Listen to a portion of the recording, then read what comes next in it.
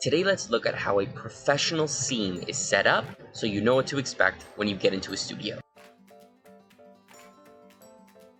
Cleaning up my computer this week, I came across one of my first scenes that I was assigned to work on at my first studio that I ever worked at. Opening up the scene, these are the kind of things you can expect to find. We have our background, we have a character. Depending on how many characters are in your scene, you're going to have either one or more than one.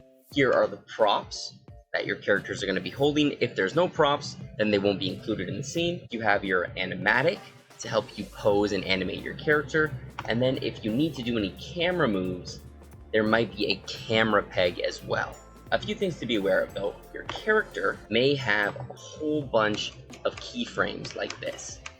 This is just separate poses. It could be some cycles that are stored in the rig. Don't panic if you see a whole bunch of keyframes at the beginning, it's normal. And finally, your scene may have some dialogue in it, which can be found right up here. Make sure these two buttons are checked so the dialogue plays when you play it back. So what do you do with all this stuff? How do you get started animating your scenes? So the first thing I like to do is isolate the animatic with the display node so I can watch it by itself. We have a display one here, plug in the animatic, up to display 1. There we go.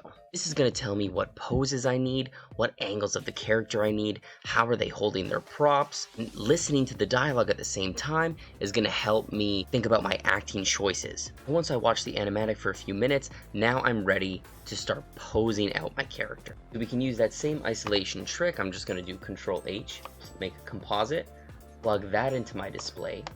Now I'm just going to plug in my animatic and my character into the composite. So the reason I do it this way is because I want to isolate the character that I'm working on. It also helps reduce the lag because some of these scenes can get pretty big and heavy. It's a nightmare to try and pose something while it's lagging. So now let's come down to our timeline and choose our pose that matches our animatic, right? So I'm seeing he only does really a front 3/4 pose the whole time, very simple. And thankfully I have one of those in my rig, so I'm going to copy this keyframe, paste it at the beginning, and now I'm gonna plus everything to the end of the timeline, right? So it's still there in case I need it for later, but it's not gonna be in my scene. If I scroll through, he's stuck in this pose. Now I'll plug in the sandwich, right? The prop. Let's get that to the pose that we want, right? So we're gonna scroll through. When I scroll through, I see he takes a bite. So I'm going to need 2 instances of the sandwich. So I have this and a bitten one. So let's keyframe those. Control C, Control V. And then when it becomes bitten, see I'm matching it with the storyboards. We'll copy that there.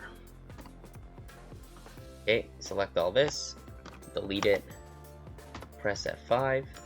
Now we have 2 instances of the sandwich. So at this point, guys, this scene would be ready to pose. Now you know how professional scenes are set up and how you can prep them to prepare for your posing and animation. So remember, each studio is going to have its own unique way to set up these scenes, but it's going to be pretty similar to the setup you saw here.